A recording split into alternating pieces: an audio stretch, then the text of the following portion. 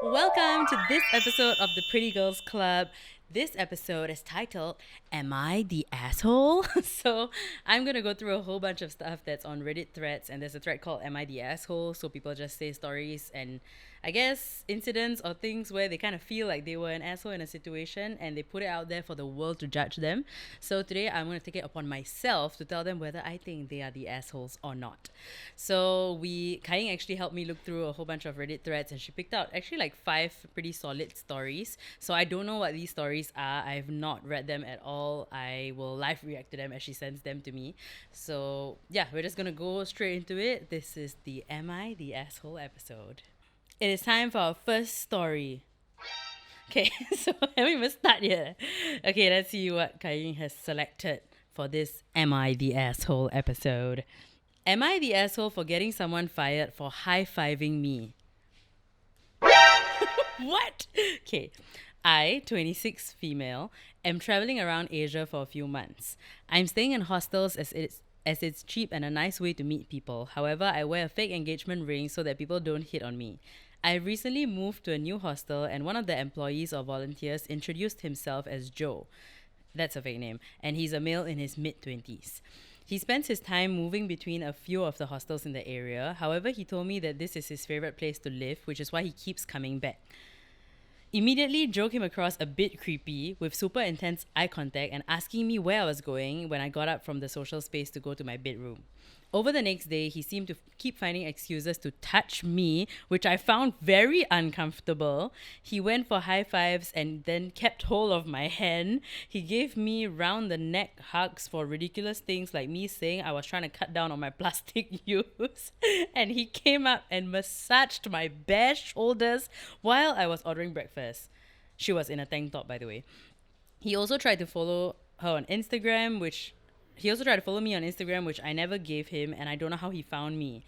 I don't even know this guy, and I only met him yesterday. I heard from some other girls in the hostel they have had the same experience and they also find him creepy. Anyway, in the past, when I've called out men, they have just become aggressive or accused me of leading them on. So I don't always feel comfortable doing that anymore.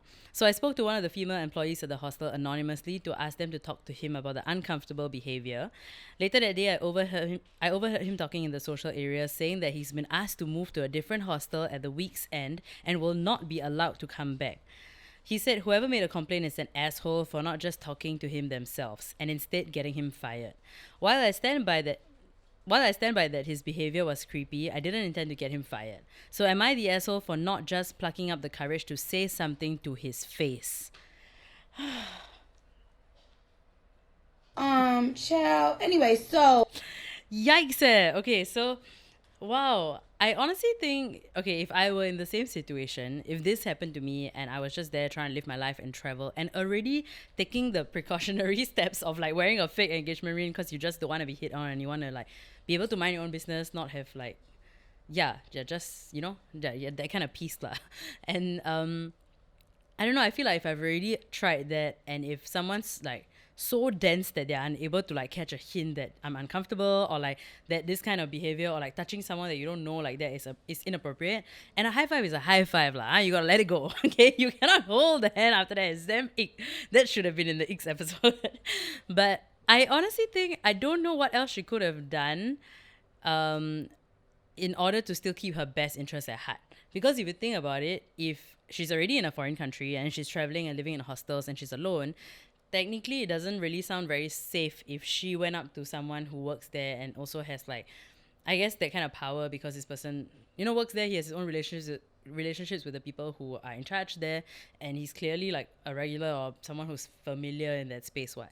So anything could have happened. Why? If she went up to him and said like, "Hey, I don't like it when you're touching me like that. It's inappropriate." Blah blah blah. This guy could have taken it very badly, and she's also literally said that this has happened to her before where men react in an aggressive way or accuse her of leading them on when honestly she just sounds like she's just existing and being friendly and trying not to be mean to someone who's overtly like getting a bit too comfortable with her.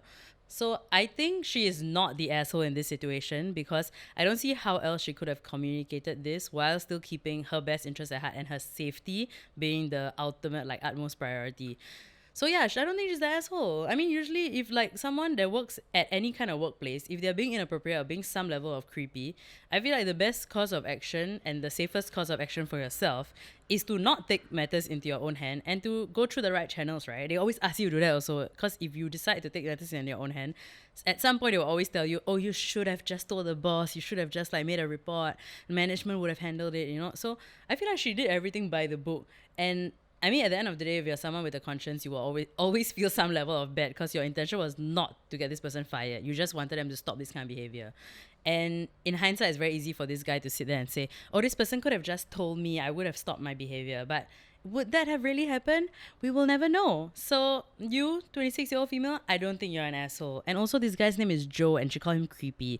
If you watch the Netflix show we all know how that ends. So yes, let's go to our next Am I the Asshole story. Okay, next one.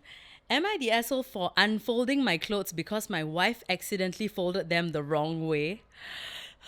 Okay, my wife, 29-year-old female, and I, 31-year-old male, have been married for 5 years and have 3 kids that are 3, 2, and almost 2 months old. I work and she stays home to take care of the kids. She's a great wife and mom, and I love her. Whenever she does laundry, she rolls and put my clothes on hangers and I put them away. Yesterday when I got home from work, she handed me my basket of clothes, but instead of them being rolled, they were folded. That's the peak of the story.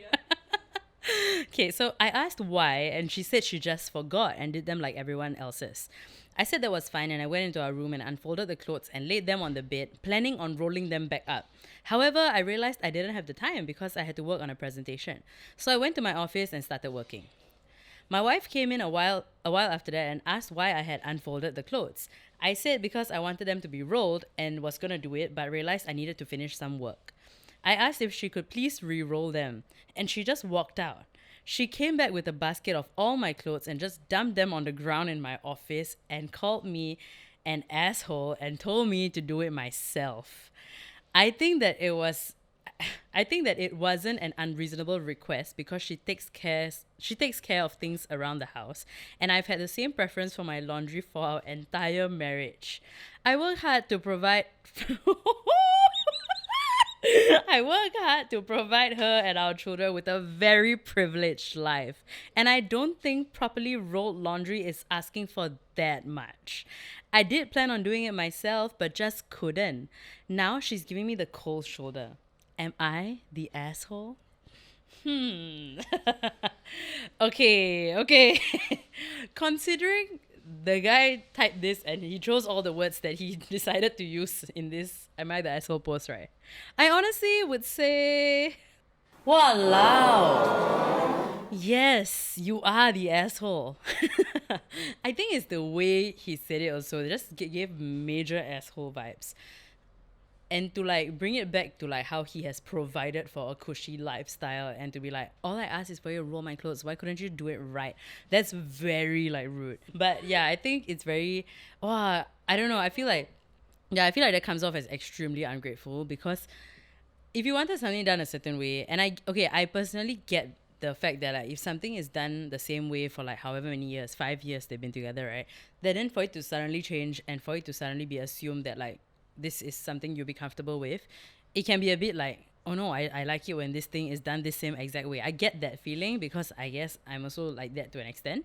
But I guess when they say marriage is about compromise, this is clearly something you need to compromise on. This is not like a deal breaker type of conversation. This is not something major enough to be fighting over.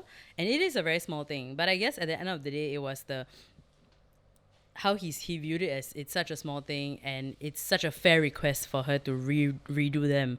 But I think from her perspective, I already did it, and to fold laundry instead of rolling it obviously takes up way more time and effort.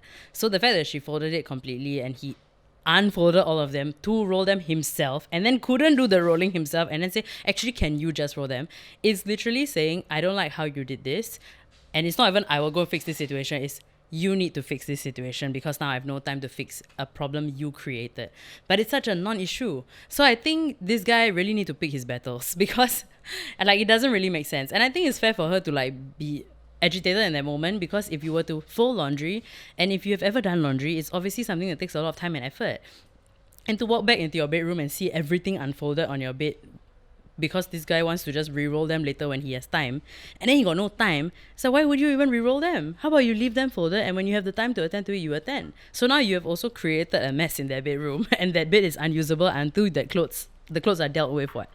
So I completely see her perspective and why she'd be mad, but I also think it's the way the guy said it, because if he had a better approach, or if he didn't bring in how like he provides them with a certain type of lifestyle and things like that, I think he wouldn't have come off as an asshole. He would have just come off as a, hey, I'm not sure why she couldn't just do things the way we usually do them, you know?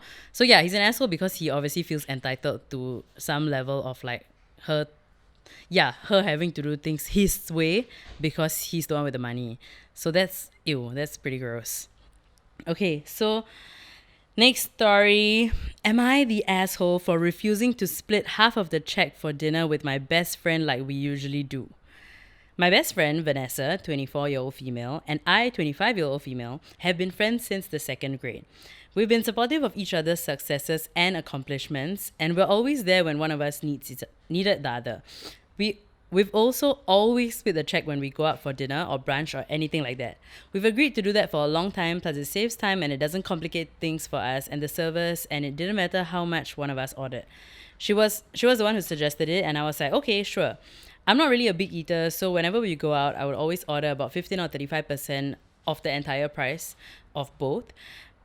Yeah, so she orders way less. Okay, so Vanessa, on the other hand, always has a huge appetite and will order 65 to 85%. The percentages depend on the occasion, appetites, and price of food.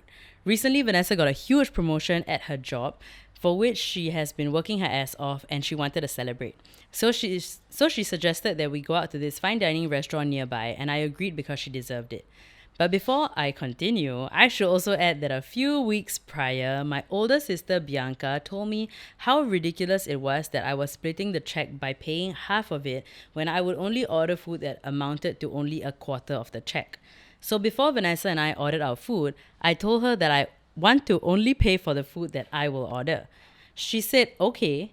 When she saw that I was actually paying for my own food, she was like, wait, you were being serious before? Yes, I was being serious. And she said, oh, I wouldn't have ordered so much if I knew you were being serious. The total bill was $560 and I only ordered around $145 worth of food. I asked her why wouldn't she think I was being serious, and she said it's because we've been splitting the check in half for so long that she literally thought I was joking. I told her that I'm just sick and tired of paying half when I only order a small percentage. Like I'm paying at least $50 or $100 more than I should every time. So she became a bit mad and said, and you just decided to be a bitch and pull this stunt on the day I got promoted? Okay, fine then, I will pay for my food. And she did, and just exited right after without even waiting for me, which was not cool because she had picked me up at my place and drove us here. So I had to call her Uber and pay $36 for a ride home. This morning, my phone is full of messages from my other friends saying that I was an asshole for demanding this on the day of her big promotion and for being a cheapskate. I just don't want to overpay so much. It's fine if it's $10 to $20 more than what I ordered, but over $50, that amount can go towards necessities and bills. So, am I the asshole? Damn. Okay. Wow. Let's break this down. Considering that they've had an agreement for what sounds like a bunch of years, right? They've been friends since second grade. So considering that this was an agreement they agreed to for like many, many years, I think it is only fair to like stick to your word and your end of this agreement lah, and your end of the deal lah, which is to pay half. And of course, if this has been a pattern where you've been paying way more than you eat, then I feel like this was something that could have been brought up at a better occasion. Because you wait until you are there to celebrate your friend and their promotion, and you're obviously going to a fancier place. I guess it's the same as like doing this on their birthday. You know, you go somewhere and like it's a fancy place, you want to enjoy yourself, treat yourself, and then the plan is to always split half. And the fact that it's her promotion and she's like, you're still sticking to the plan, you know, it's still a 50-50. It's not like, oh, because you're celebrating her, you have to pay more. You know, the agreement still stands. You're doing the same agreement that you would do at any type of restaurant. And I think it was just a wrong time situation. If she did this at any other occasion, I think it would have been appropriate. But because she made that disclaimer right before they ate on a day that is to celebrate her new job and her promotion and her lah, essentially. And then to say like, oh sorry, but today I actually want to pay for only what I eat. And considering it's a more expensive place, of course, it sounds like the person couldn't really afford dining out at places like this and eating and paying half at places like this lah. But I also think it shouldn't have to take going to a fancy place or like celebrating someone and on an occasion to bring up something like this, because it should have been brought up like when there was no upcoming dinner even planned. You know, it can be brought up at any point and it would have been a bit more appropriate. So I think your friend is also some level of an asshole because they have been so comfortable with you paying half when you don't even eat half.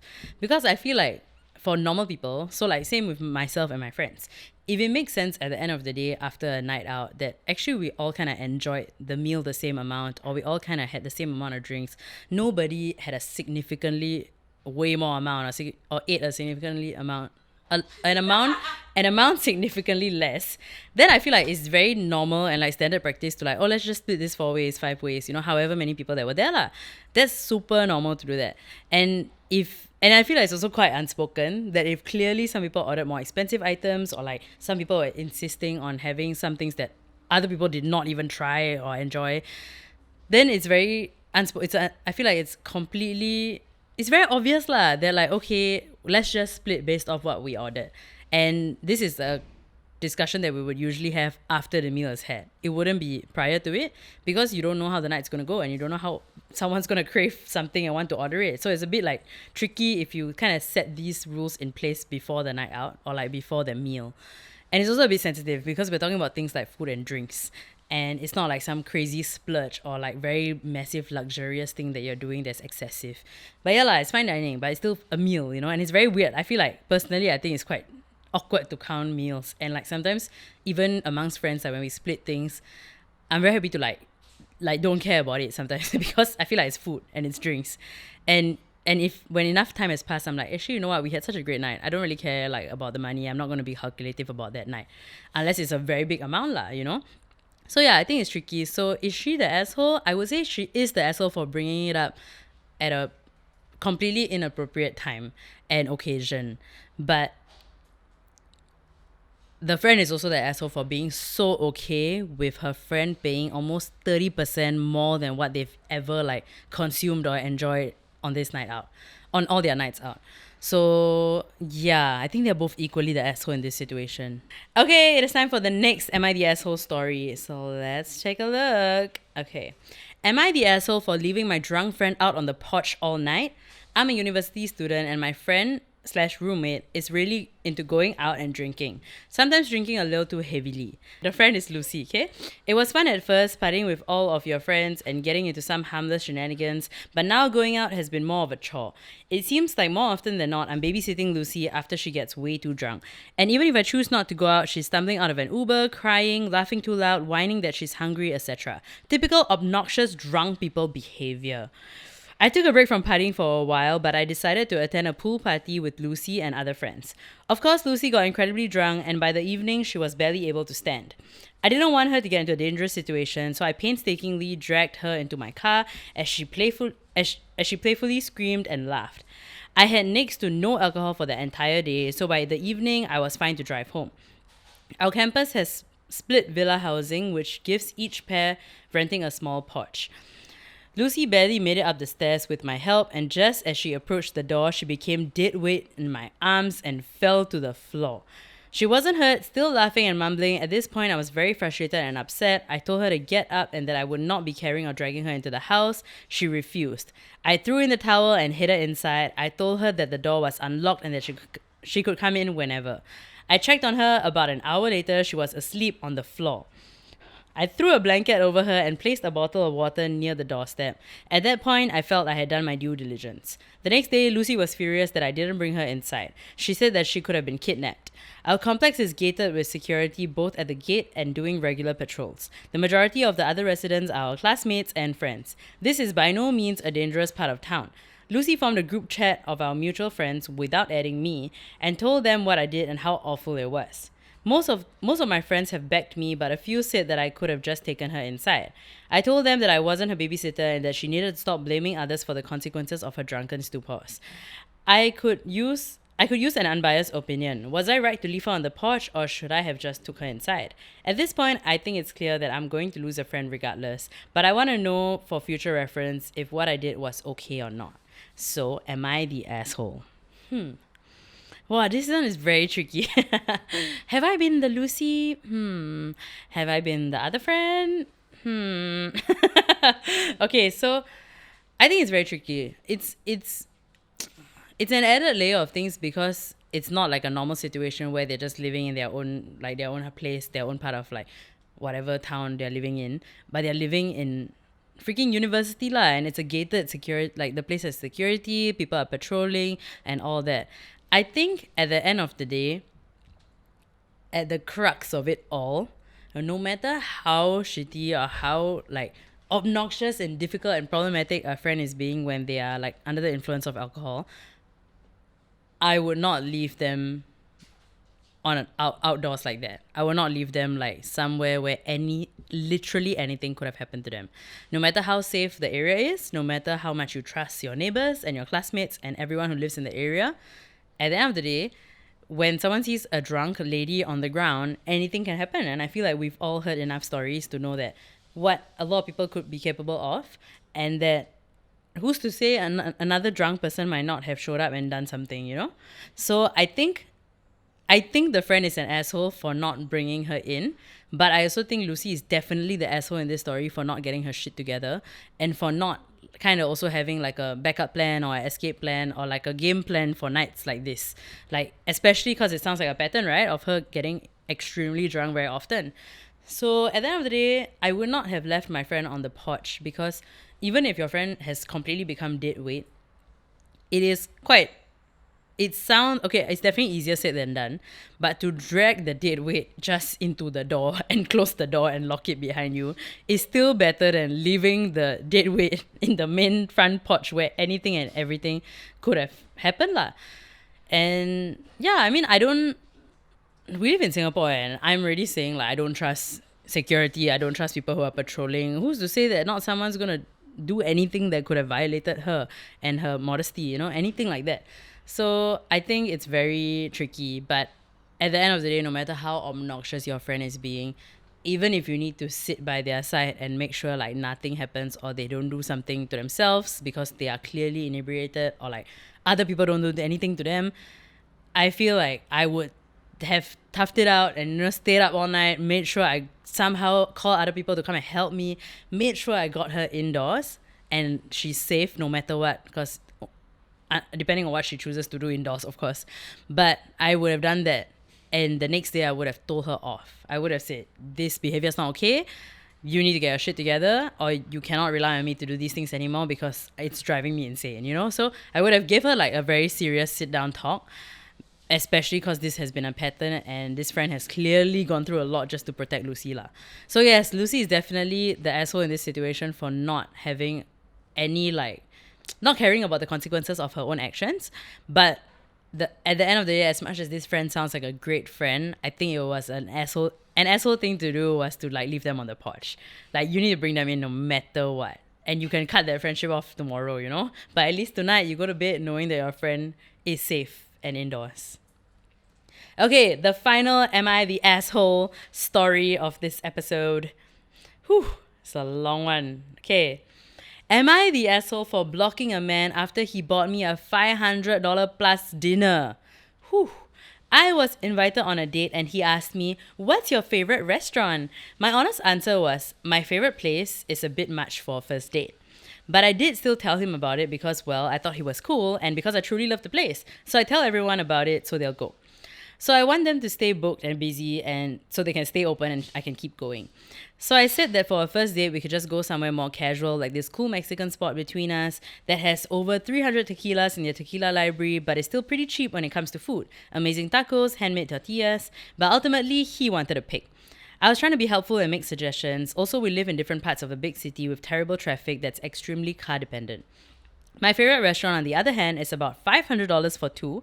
I take myself there sometimes after personal accomplishments or just for a treat.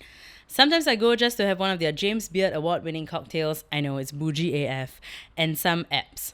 Well, this gentleman, upon researching the menu, decides this is where he wants to take me for dinner. He really wanted to try it out. Of course, I agree. Despite the price point, it's actually a pretty chill spot. Like, you don't have to dress up, and it's a really great date spot. Even a first date spot if you're in a different tax bracket than me, but as much as I knew he could be. So for me, first dates are usually inexpensive, considering you don't know much about the person and the conversation is more important than the meal. We have apps, we have drinks, we have dinner, we have conversation, we have dessert, we have a good time, from my perspective. This means we ran up a serious bill. Pay time comes, we do the check dance, sort of. Of course, since it's the first date, I say, separate checks. Not that I don't pay on subsequent dates, I just mean that first time when you don't know if a guy thinks if a woman pays, that means she's uninterested. He also says separate checks. So cool, we're on the same page. Basically at the same time, as in our words overlapped. I won't lie, I hesitated and said it after he was saying it, because he asked me out and also insisted that we went there after he read the menu and really wanted to try the food. I really want to describe menu items, but it's one of those places that is so specific, and also the chef uses what's local and in season, so I'd kind of be revealing too much info. So our separate checks come, no problem by me. I put my card down, he puts his down. When our server comes back to grab them, he takes my card, gives her both the checks, and says he'd cover it all, looking at my card intensely. It's not that I think he's some number savant where he was stealing my info by looking at my card. And it wasn't even his little comment of, "Oh, now I finally know your last name." It was the game he played. He invited me on a date, so I assumed he was paying, and then he said separate checks, making sure I knew I was paying for myself, and then he grabbed the check and paid it all, which annoyed the server and me. I'm feeling like this was a shit test to see if I would pony up to $150 plus each restaurant bill.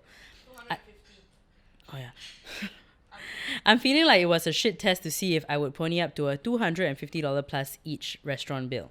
I felt like he was checking to see if I was a gold digger or something, even though I literally told him we shouldn't go there on our first date. The place I suggested we could have had tacos and tequila flights for less than $50. So after I said thank you for dinner, I got in my Uber, left, blocked him. Damn. I told one of my friends this story today laughing, and she told me that I was actually the villain. In this story. I'm just not into shit tests or games. Am I the asshole? Wow. Okay.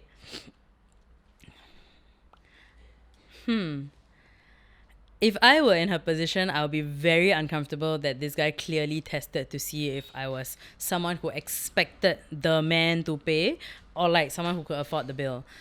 Also, considering they already did the whole back and forth as to like where to go, and she already suggested much more affordable places, and like it just felt very weird because he clearly wanted to impress her by bringing her to the favorite place, even though she said this is a fancy ass place that I go to only on occasion and stuff like that. And then he like wanted to prove that no, I can do a fancy place on a first date. Like that, it felt very like he clearly got some level of ego problems. Then he just wanted to feel like no, I can bring her on her favorite place on the first date, and let's just do this dance around the who's gonna get the bill, so she knows that like I want to see whether or not she's going to be one of those girls that expects me to pay, or will she also be able to afford this. So it felt very like there's a lot of mind. She's right, I think there are a lot of mind games that went on this first date. And I also feel like a first date is for you to actually genuinely get to know someone. And like, I don't know, I think the fact that she said like, oh, it was a nice conversation, they were having drinks and food all night and it was very pleasant until the bill came. I feel like that mind game thing was very telling, because especially after having such a good night, the fact that you still wanted to test her at the end of the night to see what kind of person she was and would she actually reach for this bill or not. I feel like your conversation should have been able to tell what kind of person she was, not this mind game test as to like, will she actually be able to pay her half of this or not. I don't know, I think it's pretty lame. I don't think she's the asshole for it. I definitely think she was pretty dramatic when she blocked him. But I also think, what's the point, right? If you have no interest in seeing this guy again and you don't know how to explain to him that you don't like his stupid mind games, and you know that his ego will not be able to take it, I guess blocking him is the best way to go. So now you never need to reach out to him or talk to him. But he is probably in his perspective, he's gonna see this as you you got him to pay for a fancy ass meal and you enjoyed it, and now you blocked him and now you're ghosting him. So I think in his insecure ass mind, he's probably going to think about it that way. I don't know if he's the asshole in this situation. Also, I just think he's a loser that played too many mind games and he didn't know how to be upfront about something, which is damn lame. So she's definitely not the asshole. He's also not the asshole. I think nobody's the asshole in this. I don't think she's the villain in this. I think she is. I thought she was quite upfront and honest, But I definitely think instead of blocking, she could have maybe even just left him a strongly worded text to be like, "Hey, I had a pleasant time, but I did not like that dancing around for who's gonna pay the bill, and I didn't like that mind games that it felt like you were playing." Like I think she could have left a text and then blocked him. Then at least it's a bit more justified because now I bet you this guy has no idea what he even did. So yeah, I don't think either of them is an asshole. If anything, I don't know. I guess the bartender's the asshole for not just taking both the freaking cards and then just actually allowing the men to pay for it. Fuck him, man. They already agreed to pay for both, what, right? So, I mean, they both agreed to pay. But yeah, anyways, I don't think anyone's the asshole in this story. I just think people who play mind games damn lame. And it's good that that it also happened on the first date, lah. So she could just choose to stay away and not waste her time. So yeah, that was the end of our 5 Am I the Asshole stories. This was pretty fun actually to like read Am I the Asshole stories and judge people's lives and see who's the true villain in this story. So that's actually pretty fun. We've come to my favorite segment of every episode, Cring Cray. Hello. If you have to ask yourself if you were the asshole, you probably are the asshole. That is the advice. If you're ever in a situation where you're like, oh my god, was that a very shitty thing to do? I feel like to an extent it always is because your conscience always knows best. And if you cannot sleep at night and you're thinking about it for so long, that means, yeah, you probably did something pretty shitty to an extent. But also sometimes people are assholes and you need to be able to tell yourself that like, hey, I did what I did and I stand by what I did and I gotta move on from it. And I cannot sit there and beat myself up over something that like someone else maybe doesn't even freaking know that you even know that you're beating yourself up over something that is over, you know?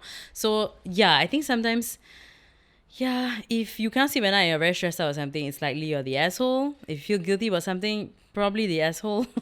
If you have no conscience, also sometimes you still are the asshole. So if you actually are putting yourself first and looking out for yourself, your mental health, your sanity, then I think it's completely okay to come off as the asshole in any situation. And especially when it comes to dating and relationships, it's very easy to come off as the asshole when you have boundaries. So like when you say no to someone, especially in any context, like even if it's like not to go out and entertain them, not to sleep with them, you know, not to do whatever, you will always come off as some level of the asshole because the person just doesn't know how to take no for an answer lah. But in theory, are you actually the asshole? No, usually aren't. So keep doing you, protect yourself, and don't waste your time on dates with soul-sucking people. And yeah, I think it's very easy to not be an asshole as long as you hold your values and morals close to your heart and stand by them and do right by yourself. Don't obviously be the most selfish person in the room, you know, be able to read a room, of course, but protect yourself and your feelings. And it's likely that, I mean, karma is a thing, you know, so I feel like karma is my boyfriend, correct? But I also feel like, yeah, people who cannot take no for an answer will just call you an asshole, okay? So yeah, I guess we're all assholes then, huh? So with that, we've come to the end of this episode of the Preeti Girls Club. I will see you at the next episode. Thank you for watching. Goodbye, my favorite assholes. Ew.